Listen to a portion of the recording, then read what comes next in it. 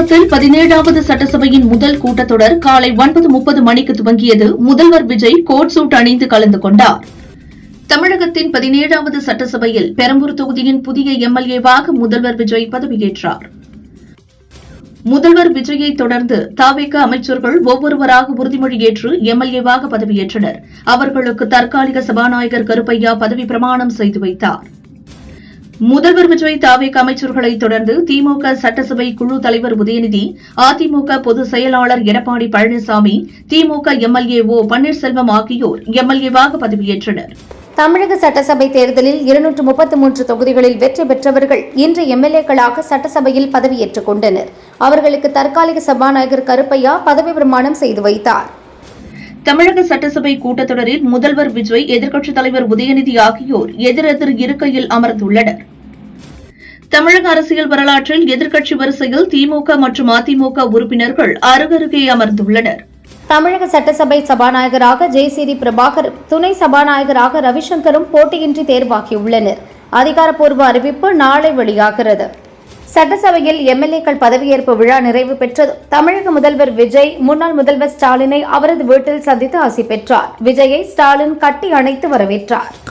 முதல்வர் விஜய்க்கு என் அன்பு நிறைந்த வாழ்த்துக்களையும் ஆலோசனைகளையும் வழங்கினேன் என தன்னிடம் விஜய் வாழ்த்து பெற்றது குறித்து திமுக தலைவர் ஸ்டாலின் தெரிவித்துள்ளார். முதல்வர் விஜய் மதிமுக பொதுச் செயலாளர் வைகோவை சந்தித்து வாழ்த்து பெற்றார். பின்னர் இருவரும் தொண்டர்களுக்கு உற்சாகமாக கையசைத்து மகிழ்ச்சியை வெளிப்படுத்தினர். அன்புமணி இல்லத்திற்கு சென்ற முதல்வர் விஜயை அன்புமணியும் சௌமியா அன்புமணியும் வாசலுக்கே வந்து பூங்கொத்து கொடுத்து வரவேற்றனர். விஜய்க்கு அன்புமணி குடும்பத்தினர் வாழ்த்து தெரிவித்தனர். சென்னை நீலாங்கரையில் உள்ள இல்லத்தில் நாம் தமிழர் கட்சி ஒருங்கிணைப்பாளர் சீமானை முதல்வர் விஜய் சந்தித்தார். வாசலுக்கு சென்று விஜயை கட்டுப்பிடித்து வீட்டிற்குள் அழைத்து சீமான் ஆற தழுவி வாழ்த்து தெரிவித்தார்.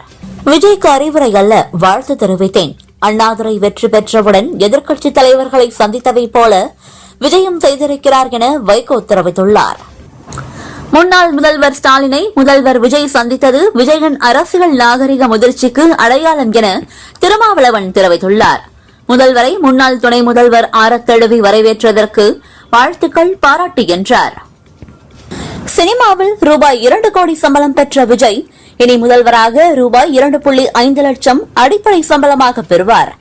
இதுபோக 3 கார்கள், எரிபொருள் செலவுக்கு மாதம் 1 லட்சம், கிரீன்வே சாலையில் ஒரு வீடு, வீட்டு பராமரிப்பு செலவு, வெளியூர் பயணங்களுக்கான விமான டிக்கெட் என அனைத்தும் அரசால் வழங்கப்படும் என தகவல்கள் தெரிவிக்கின்றன. பழனிசாமியை அதிமுக சட்டசபை தலைவராக ஆதரவு தெரிவித்து 17 எம்எல்ஏக்கள் சட்டசபை செயலரிடம் மனு அளித்தனர். அதிமுக எம்எல்ஏக்கள் மொத்தம் 47 பேர் என்பது குறிப்பிடத்தக்கது. முன்னாள் அதிமுக அமைச்சர் சி வி சண்முகம் தலைமையில் அதிமுக எம்எல்ஏக்கள் ஆலோசனை நடைபெற்று வரும் நிலையில் அதிமுக உடைகிறதா என்ற கேள்விக்கு தவறான தகவல் என அதிமுக பொதுச் செயலாளர் பழனிசாமி பதிலளித்துள்ளார். அதிமுக தலைமை பழனிசாமி தான். அதிமுகவை உடைக்க முயற்சி நடக்கவில்லை, நாங்கள் ஒற்றுமையாகத்தான் இருக்கிறோம் என முன்னாள் அமைச்சர் உதயகுமார் தெரிவித்துள்ளார். அதிமுக 2 கோஷ்டியாக பிளந்துள்ளது. இபிஎஸ் தலைமையில் ஒரு அணியினரும் எஸ்பி வேலுமணி தலைமையில் மற்றொரு அணியினரும் சட்டசபைக்கு வந்து எம்எல்ஏவாக பதவியேற்றனர். நமக்கான ஆட்சியை கொடுப்பார்கள் என வாய்ப்பை கொடுத்த மக்களின் நம்பிக்கை பொய்க்காது என அமைச்சர் ஆதவ் அர்ஜுனா தெரிவித்துள்ளார். உங்கள் வீட்டு பிள்ளைகள் உங்களுக்காக பணி செய்து பெருமையடைய செய்வார்கள் என்றார். சட்டசபையில் தமிழகத்திற்காகவும் தமிழக மக்களுக்காகவும் எங்கள் குரலை நிச்சயமாக எழுப்புவேன் என விருதாச்சலம் எம்எல்ஏவும் தேமுதிக பொதுச் செயலாளருமான பிரேமலதா தெரிவித்துள்ளார். முதல்வர் விஜய்க்கு ஏற்கனவே ஒய் பிரிவு பாதுகாப்பு வழங்கப்பட்டுள்ள நிலையில் தற்போது முதல்வரானதால் Z+ பாதுகாப்பு வழங்கப்பட்டுள்ளது. பிரதமர் மோடி, மத்திய அமைச்சர்கள் அமித்ஷா, நிர்மலா சீதாராமன், காங்கிரஸ் தலைவர் சோனியா ஆகியோரை முதல்வர் விஜய் சந்திக்க திட்டமிட்டுள்ளதாக தகவல் வெளியாகியுள்ளது. சிங்கப்பெண் சிறப்பு அதிரடிப்படை முதல்வர் விஜயின் நேரடி கண்காணிப்பின் கீழ் இயங்கும் என தமிழக அரசு அரசாணை வெளியிட்டுள்ளது. ஐஜி தலைமையில் 1 எஸ்பி, 2 டிஎஸ்பி, 4 ஆய்வாளர்கள் அதிரடிப்படையில் இடம்பெற்றுள்ளனர். குஜராத்தில் உள்ள சோம்நாத் கோயில் புனரமைக்கப்பட்டு 75 ஆண்டுகள் நிறைவு விழாவை ஒட்டி நடைபெற்ற பிரதான அமுத பெருவிழாவில் பிரதமர் மோடி கலந்து கொண்டு சிறப்பு வழிபாடு செய்தார். மத்திய அரசின் விபிஜி ராம்ஜி திட்டம் வரும் ஜூலை 1ஆம் தேதி முதல் அமலுக்கு வரும் என மத்திய அரசு அறிவித்துள்ளது. இதன்படி கிராமப்புறங்களில் உள்ள தொழிலாளர்களுக்கு ஆண்டுக்கு 125 நாட்கள் வேலைவாய்ப்பு வழங்க உத்தரவாதம் செய்யப்படும். முதல்வர் விஜய் பதவியேற்பு விழாவில் பங்கேற்ற ராகுல் சில புகைப்படங்களை தனது இன்ஸ்டாகிராம் பக்கத்தில் வெளியிட்டிருந்த நிலையில் அந்த பதிவுகள் முடக்கப்பட்டுள்ளதாக காங்கிரஸ் தரப்பில் குற்றம் சாட்டியது. இதனை மத்திய அமைச்சகம் மறுத்துள்ளது. தென்மேற்கு வங்கக்கடலில் குறைந்த காற்றழுத்த தாழ்வு பகுதி உருவானது என இந்திய வானிலை ஆய்வு மையம் தெரிவித்துள்ளது. அடுத்த 48 மணி நேரத்தில் ஆழ்ந்த காற்றழுத்த தாழ்வு பகுதியாக வலுவடையக்கூடும். அமெரிக்க அதிபர் டொனால்டு டிரம்ப் மே 13, 14, 15 ஆகிய 3 நாட்கள் அரசுமுறை பயணமாக சீனா செல்கிறார். சி.வி. சண்முகம் 30 அதிமுக ஆதரவு எம்எல்ஏக்களுடன் சட்டப்பேரவை செயலகம் சென்று எஸ்.பி. வேலுமணியை அதிமுக சட்டசபை குழு தலைவராக முன்மொழிந்தார். சோம்நாத் கோயில் எண்ணற்ற படையெடுப்புகளை தாங்கி நின்றுள்ளது என பிரதமர் மோடி தெரிவித்துள்ளார். உலகில் எந்தவொரு சக்தியாலும் இந்தியாவை வளைக்கவும் அடிமைப்படுத்தவும் முடியாது என்றார். தமிழக காங்கிரஸ் சட்டசபை கட்சித் தலைவராக கிள்ளியூர் எம்எல்ஏ ராஜேஷ்குமார் தேர்வு செய்யப்பட்டுள்ளார். துணைத் தலைவராக தாரகை கத்வட், தலைமை கொறடாவாக பை விஸ்வநாதன் தேர்வு செய்யப்பட்டுள்ளதாக செல்வ பெருந்தகை தெரிவித்துள்ளார். அரசியல் தலைவர்களை சந்தித்து வாழ்த்து பெற்று அரசியலில் புதிய பண்பாட்டை துவக்கி வைத்துள்ளார் முதல்வர் விஜய். அவரது செயலுக்கு எனது பாராட்டு என இந்திய கம்யூனிஸ்ட் மாநில செயலாளர் வீரபாண்டியன் தெரிவித்துள்ளார். பிரதமரின் அறிவுரை மக்கள் தலையில் பெரிய கல்லை தூக்கி போடப் போகிறாரோ என்ற அச்சத்தை ஏற்படுத்தியுள்ளது. இது பெட்ரோலிய பொருட்களின் விலையை உயர்த்துவதற்கான பீதியை கிளப்பியுள்ளதாக மார்க்சிஸ்ட் கம்யூனிஸ்ட் மாநில செயலாளர் சண்முகம் தெரிவித்துள்ளார். தமிழக நிதி நிலைமை தகவல் தெரியாமல் முதல்வர் விஜய் அப்படி பேசியிருக்கக்கூடாது என ஜவாஹிருல்லா கான் தெரிவித்துள்ளார். தமிழகத்தின் நிதிநிலை இறுதி பட்ஜெட் குறித்து ஆலோசித்து பேசியிருக்கலாம் என்றார். தன் வீட்டில் பணியாற்றும் வேலையாட்களை முதல்வர் விஜய்க்கு வைகோ அறிமுகம் செய்தபோது மகிழ்ச்சி மிகுதிகள் பணிப்பெண்கள் கைகளை சுற்றி அவருக்கு திருஷ்டி கழித்தனர். பதிலுக்கு விஜயும் அப்பெண்களுக்கு திருஷ்டி கழித்து நெகிழ்ச்சி அடைந்தார். விவசாயிக்கு குறைந்தபட்ச ஆதரவு விலை வழங்க வலியுறுத்தி மத்திய அரசுக்கு எதிராக ஆகஸ்ட் 6 முதல் 15 வரை நாடு முழுவதும் நடைபயணம் நடைபெறும் என இந்திய கம்யூனிஸ்ட் செயலாளர் டி. ராஜா தெரிவித்துள்ளார். டெல்லியில் போராட்டம் நடத்த மத்திய குழு கூட்டத்தில் முடிவு செய்யப்படும் என்றார். முற்றும் மோதல் எப்போது முடிவுக்கு வரும் என்ற கேள்விக்கு பொறுத்திருந்து பாருங்கள் என முன்னாள் அமைச்சர் சி.வி. சண்முகம் தெரிவித்தார். பழனிசாமிக்கு ஆதரவாக எம்எல்ஏக்கள் 17 பேர் கடிதம் அளித்தது பற்றி சபாநாயகரிடம்தான் கேட்க வேண்டும் என்றார். முதல்வர் விஜயின் டிரைவரின் மகனான விருகம்பாக்கம் தொகுதி தாவக எம்எல்ஏ சபரிநாதன் பதவியேற்ற பிறகு விஜயிடம் அனுமதி பெற்ற பிறகே ஆவணத்தில் கையெழுத்திட்டார். சட்டசபையில் தற்காலிக சபாநாயகர் அறையில் மயிலம் தொகுதி எம்எல்ஏவாக சி.வி. சண்முகம் பதவியேற்றுக் கொண்டார். மதிமுக பொதுச் செயலாளர் வைகோ இல்லத்திற்கு சென்ற முதல்வர் விஜயை வாசலுக்கு வந்து துரை வைகோ ஆற தழுவி வரவேற்றார். தொடர்ந்து உள்ளே சென்ற விஜய் வைகோவிடம் ஆசி பெற்றார். முன்னாள் முதல்வர் ஸ்டாலின் வீட்டுக்கு சென்ற முதல்வர் விஜயை உதயநிதி ஆற தழுவி வரவேற்றார். சென்னையில் ஒரு சில பகுதிகளில் லேசான மழைக்கு வாய்ப்பு என வானிலை ஆய்வு மையம் தெரிவித்துள்ளது. அதிகபட்ச வெப்பநிலை 33 முதல் 34 டிகிரி செல்சியஸ் ஒட்டி இருக்கும் என கூறியுள்ளது. செந்தில் பாலாஜி அமைச்சராக இருந்த காலகட்டத்தில் டிரான்ஸ்பார்மர் கொள்முதல் ஊழல் பற்றிய அறப்போரின் புகாரை ஐகோர்ட் சிபிஐக்கு கடந்த மாதம் மாற்றியது. இதை எதிர்த்து மின்சார வாரியம் தொடர்ந்த மேல்முறையீடு வழக்குகளை சுப்ரீம் கோர்ட் இன்று தள்ளுபடி செய்தது. எஸ்.பி. வேலுமணி, ஆர். காமராஜ் உள்ளிட்ட அதிமுக எம்எல்ஏக்களுடன் சி.வி. சண்முகம் ஆலோசனையில் ஈடுபட்டார். சி. விஜயபாஸ்கர், நெய்வேலி ராஜேந்தர் ஆகியோரும் ஆலோசனையில் பங்கேற்றனர். தமிழக சட்டசபைக்கு தேர்வாகியுள்ள 126 எம்எல்ஏக்கள் குற்ற வழக்குகளை கொண்டுள்ளதாக மாற்றத்திற்கான ஜனநாயக அமைப்பு ஏடிஆர் தகவல் தெரிவித்துள்ளது. அதில் ஆளுங்கட்சியான தாவேக 41 எம்எல்ஏக்களுடன் முதலிடம் பிடித்துள்ளது. சட்டசபை நிகழ்ச்சிகள் முடிந்த பிறகு எதிர்க்கட்சி உட்பட அனைத்து எம்எல்ஏக்களுக்கும் முதல்வர் விஜய் வணக்கம் தெரிவித்தார். தமிழக சட்டசபையில் சரவணன், சத்யபாமா, சுகுமார், முருகன், வேலு, விஜயபாஸ்கர், ராஜேந்திரன், சுதாகர், சம்பத்குமார், சண்முகம், ஜெயக்குமார், விக்னேஷ், ராம்குமார் மற்றும் மரகதம் பெயர்களில் தலா 2 எம்எல்ஏக்கள் உள்ளனர். சேலம் காட்டுவளவில் மதுபோதையில் சக மாணவனை படுகொலை செய்த சம்பவம் அதிர்ச்சி அளிக்கிறது. கஞ்சா மதுபோதையை ஒழிக்க போர்க்கால நடவடிக்கை தேவை என அன்புமணி வலியுறுத்தியுள்ளார்.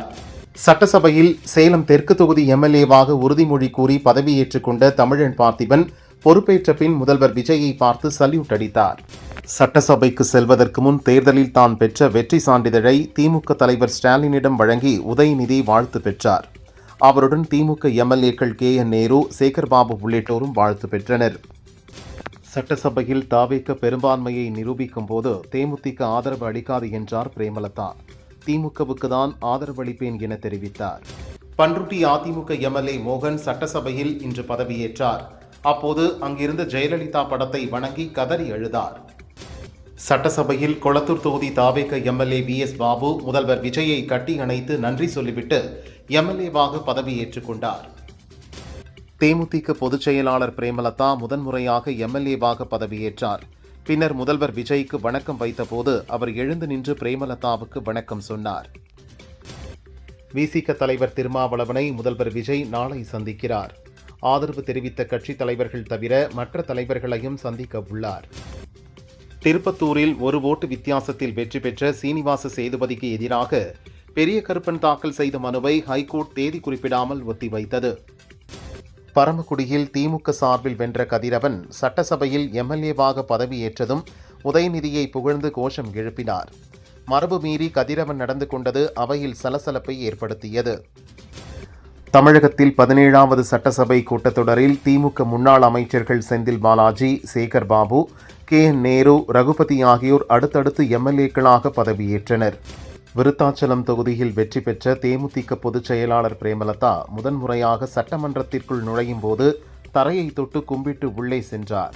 செங்கோட்டையின் தனது சட்டை பையில் முன்னாள் முதல்வர் ஜெயலலிதா போட்டோவுடன் வந்து எம்எல்ஏவாக பதவியேற்றார். பிரதமர் மோடி தங்கம் வாங்க வேண்டாம், வெளிநாடு செல்ல வேண்டாம் உள்ளிட்ட சில அறிவுரைகளை நாட்டு மக்களுக்கு நேற்று வழங்கினார். ஆனால் இது அறிவுரை அல்ல, தோல்வியின் சான்று என தமிழக காங்கிரஸ் விமர்சித்துள்ளது. சட்டசபையில் திமுக எம்எல்ஏவாக O. பன்னீர்செல்வம் பதவியேற்றார். பதவியேற்பின் போது முதல்வர் விஜய்க்கு OPS வணக்கம் வைத்து அமர்ந்தார். காஞ்சிபுரம், திருவண்ணாமலை உள்ளிட்ட வடமாவட்டங்களில் நெல் கொள்முதல் செய்வதில் ஏற்பட்டுள்ள அனைத்து முட்டுக்கட்டைகளையும் தமிழக அரசு போக்க வேண்டும் என அன்புமணி வலியுறுத்தியுள்ளார். தமிழகம் வந்தே மாதரத்தை ஏற்றுக்கொண்ட பூமி. தீய சக்தி திமுகவின் கைகூலிகளின் சலசலப்புக்கு நீங்கள் அஞ்ச வேண்டாம், தேசத்தின் பக்கம் நில்லுங்கள் என முதல்வர் விஜய்க்கு அர்ஜுன் சம்பத் வலியுறுத்தியுள்ளார். வெற்றி சான்றிதழை கொண்டு செல்லாததால் முதலில் பதவியேற்க முடியாமல் போன அமைச்சர் கீர்த்தனா தற்போது சான்றிதழை கொடுத்து எம்எல்ஏவாக பதவியேற்றுக் கொண்டார். தமிழக முதல்வர் ஜோசப் விஜய்க்கு கேரள முன்னாள் முதல்வர் பினராயி விஜயன் வாழ்த்து தெரிவித்தார். ஜனநாயக அமைப்பில் மக்கள் வழங்கும் தீர்ப்பு மிகப்பெரிய பொறுப்பு என்றார். அரசின் நிதி நிலைமை குறித்து வெள்ளை அறிக்கை வெளியிடப்படும் என முதல்வர் விஜய் அறிவித்துள்ளார். வெள்ளை அறிக்கை சமர்ப்பித்த பிறகு தனது புதிய பயணத்தை அவர் தொடங்குவார் என தமிழக காங்கிரஸ் மேலிட பொறுப்பாளர் கிரீஷ் சோடங்கர் சொன்னார். அஸ்ஸாம் மாநிலத்தில் நாளை 3வது முறையாக பாரதிய ஜனதா ஆட்சி அமைக்கிறது. இமந்த பிஸ்வ சர்மா நாளை முதலமைச்சராக பதவியேற்கிறார். தமிழகத்தில் புதிதாக தேர்ந்தெடுக்கப்பட்ட 233 எம்எல்ஏக்களில் 126 பேர் மீது பல்வேறு குற்ற வழக்குகள் நிலுவையில் உள்ளன. அதிகபட்சமாக தாவேகாவின் 107 எம்எல்ஏக்களில் 41 பேர் வழக்குகளில் சிக்கியுள்ளனர்.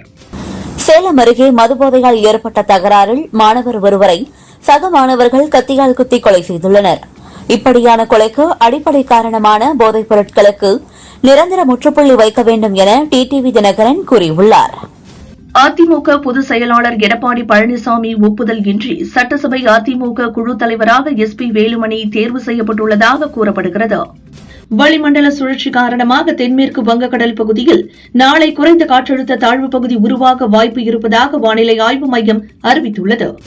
தமிழக பொறியியல் கல்லூரிகளில் அரசு ஒதுக்கீடு இடங்கள் சேர்க்கைக்கான கலந்தாய்வு விண்ணப்ப பதிவுக்கு இதுவரை 89,629 மாணவர்கள் இணைய வழியாக பதிவு செய்துள்ளனர் என தொழில்நுட்ப கல்வி இயக்கக புள்ளி விவரங்கள் தெரிவிக்கின்றன. தமிழக சட்டசபைக்கு வந்த திமுக சட்டசபை குழு தலைவர் உதயநிதி எதிர்க்கட்சித் தலைவர் அறையில் ஆலோசனை நடத்தினார். தங்கம் விலை கிராமுக்கு 50 ரூபாய் குறைந்து 1 கிராம் 14,100 ரூபாய்க்கும், சவரனுக்கு 400 ரூபாய் குறைந்து 1 சவரன் 1,12,800 ரூபாய்க்கும் விற்பனையாகிறது. வெள்ளி கிராமுக்கு 5 ரூபாய் உயர்ந்து 1 கிராம் 285 ரூபாய்க்கு விற்பனை செய்யப்படுகிறது. கடும் வெயில் காரணமாக கோவை மாவட்டத்தில் உள்ள அனைத்து அணைகளிலும் நீர்மட்டம் வேகமாக சரிந்தது. முக்கிய குடிநீர் ஆதாரமான சிறுவாணி அணையின் நீர்மட்டம் 12 அடிக்கு குறைந்தது. கோவை கலெக்டர் அலுவலகத்தில் புதிய முதல்வர் விஜயின் புகைப்படங்கள் தொகுப்பாக பார்வைக்கு வைக்கப்பட்டுள்ளன. இந்த புகைப்படங்களை பொதுமக்கள் ஆர்வமுடன் பார்வையிட்டனர். காற்றழுத்த தாழ்வு பகுதி காரணமாக வரும் 15, 16 நீலகிரி, கோவை, ஈரோடு, திருப்பூர், தஞ்சாவூர், திருவாரூர், நாகப்பட்டினம், புதுக்கோட்டை, ராமநாதபுரம், சிவகங்கை ஆகிய 10 மாவட்டங்களில் கனமழை பெய்ய வாய்ப்புள்ளது. கோவை மாவட்டம் நெகமம் அருகே லாரி கார் நேருக்கு நேர் மோதிய விபத்தில் சேலத்தை சேர்ந்த தனபால் குடும்பத்தினர் 4 பேர் உடல் நசுங்கி சம்பவ இடத்திலேயே இறந்தனர். விபத்து குறித்து விசாரிக்கப்படுகிறது. கிருஷ்ணகிரியில் வெப்பாலம்பட்டி மற்றும் கொடகூர் ஆகிய இருவேறு இடங்களில் சாலை ஓரமாக கருகிய நிலையில் 2 ஆண் சடலங்கள் மீட்கப்பட்டன. கொலையாளிகளை விரைந்து பிடிக்க 8 இன்ஸ்பெக்டர்கள் தலைமையிலான தனிப்படை அமைக்கப்பட்டுள்ளது. திருச்சி தாப்பேட்டை செங்குந்தர் மாரியம்மன் கோயிலில் குளுமை பூஜை விமரிசையாக நடந்தது. பக்தர்கள் திரளாக கலந்து கொண்டு தீர்த்தக்குடம் எடுத்து வழிபாடு செய்தனர். துருக்கியிலிருந்து 278 பயணிகளுடன் காத்மாண்டு வந்த விமானம் தரையிறங்கும் போது திடீரென டயரில் தீ பற்றியதால் பரபரப்பு ஏற்பட்டது. அவசரகால நடவடிக்கைகள் உடனடியாக மேற்கொள்ளப்பட்டதால் அசம்பாவிதம் தவிர்க்கப்பட்டது. பயணிகள் பத்திரமாக மீட்கப்பட்டனர். தமிழக முதல்வராக பொறுப்பேற்றுள்ள விஜய் நடித்த கடைசி படம் ஜனநாயகன் ஜனவரி 9 ரிலீஸ் ஆக வேண்டியது. தணிக்கை சான்றிதழ் பிரச்சனையால் வெளியாகவில்லை. இந்நிலையில் விஜய் பதவியேற்பு விழாவில் பங்கேற்ற ஜனநாயகன் பட தயாரிப்பாளர் KVN நிறுவனத்தின் நாராயணன் கூறும்போது, ஜனநாயகன் ஹீரோ இப்போது முதல்வராகிவிட்டார். சென்சார் சான்றிதழ் கிடைத்தவுடன் படம் வரும். தணிக்கை வாரியத்துடன் பேசி வருவதாகவும் இன்னும் 2 வாரங்களில் படம் வெளியாகும் என்றார். உலகின் பிரபலமான வெப் சீரிஸ் மணி ஹெய்ஸ்ட் உலக அளவில் அதிகமான நபரால் பார்க்கப்பட்ட வெப் தொடரும் இது. இப்போது அடுத்த சீசனுக்கான அறிவிப்பு ஒரு டீசர் வாயிலாக வெளியிடப்பட்டுள்ளது. அந்த டீசரில் புரட்சி ஒருபோதும் முடிவதில்லை என்ற வாசகமும் இடம்பெற்றுள்ளது. இந்த சீசன் தங்க சுரங்கம், தங்கம் கொள்ளை தொடர்பான பிரதான கதையில் இருக்கும் என கூறப்படுகிறது. பிரதீப் ரங்கநாதன், கீர்த்தி ஷெட்டி நடித்து வெளியான LIK படம் வரவேற்பை பெறவில்லை. இயக்குனர் விக்னேஷ் சிவன் வெளியிட்ட பதிவில், நான் ஒரு கனவுடன் வந்தேன். இந்த கதை தியேட்டர்களில் அதிர வைக்கும், கைத்தட்டல்களை அள்ளும் என கற்பனை செய்தேன். அதை தியேட்டரில் கண்டேன். ஆனால் இன்னமும் 70 கோடி மைல்கல்லை தொடவில்லை. நான் இதைவிட இன்னும் 2 மடங்கு வசூலிக்கும் என கற்பனை செய்தேன். ஒன்று கூட கைகூடவில்லை. இதற்காக உடைந்து போகவில்லை. வருத்தம் என்றாலும் மகிழ்ச்சியாகவும் திருப்தியாகவும் இருக்கிறேன் என்றார். விஜய் ஆண்டனி, சுவாசிகா நடித்துள்ள படம் 100 சாமி. படம் பற்றி இயக்குனர் சசி கூறுகையில், கள்ளக்குறிச்சியில் நடந்த ஒரு உண்மை சம்பவமே கதை. அது பற்றி ஒரு டாக் ஷோவில் பேசினார்கள். அப்போது இந்த கரு உருவானது. இந்த படம் பார்த்த பலர் தங்கள் உறவு பெண்ணுக்கு அதை செய்திருக்கலாமே என நினைப்பார்கள் என்றார். மறுமணம், விதவை திருமணத்தை ஆதரித்து இந்த படம் இருக்கும் என தெரிகிறது. பாலிவுட் நடிகையான கீர்த்தி சனோன் தற்பொழுது காக்டெயில் 2 படத்தில் நடித்துள்ளார். இவர் கூறுகையில், எந்த பின்புலமும் இல்லாமல் சினிமாவில் நுழைந்ததால் ஆரம்பத்தில் பட வாய்ப்புகளுக்காக போராடினேன். பல படங்களில் நடிப்பதற்காக நான் தேர்வு செய்யப்பட்ட பின் அந்த வாய்ப்புகள் சினிமா வாரிசுகளுக்கு கைமாறி சென்றன. எதுவும் எளிதாக கிடைத்து விடவில்லை. ஒவ்வொரு வாய்ப்பையும் போராடியே பெற்றேன் என்றார். வித்லவ் படத்திற்கு மீண்டும் நாயகனாக தொடருகிறார் இயக்குனர் அபிஷன் ஜெயவந்த். அப்பா மகன் தொடர்பான கதைகள் உருவாகும் இதழ் அப்பா வேடத்தில் கன்னட நடிகர் சிவராஜ்குமார் நடிக்க உள்ளார். புதுமுகம் ஒருவர் இயக்குகிறார். இதில் 2 நாயகிகள் இடம்பெறுகின்றனர். ஒருவர் ஏற்கனவே அவரது டூரிஸ்ட் ஃபேமிலி படத்தில் நடித்த யோகலட்சுமி மற்றும் தெலுங்கில் நடிகை சிவானி நாகராம் ஆகியோர் நடிக்கின்றனர். இயக்குனர் ஜீத்து ஜோசப், நடிகர் மோகன்லால் கூட்டணியில் வெளியான திருஷ்யம் 2 பாகங்கள் வரவேற்பை பெற்றன. இப்போது 3ஆம் பாகம் உருவாக்கியுள்ளது. மே 21 ரிலீஸ் ஆகும் சூழலில் இதன் ட்ரெய்லர் வெளியீட்டு விழாவில் பேசிய மோகன்லால், திருஷ்யம் 3 முந்தைய பாகங்களை விட தனித்துவமாக இருக்கும். இதுவும் வெற்றி பெற்றால் 4, 5ஆம் பாகங்களை தயாரிக்க ரெடி. 4வது பாகத்திற்கு முன்பே 5வது பாகம் உருவாக்கப்படும் என்றார்.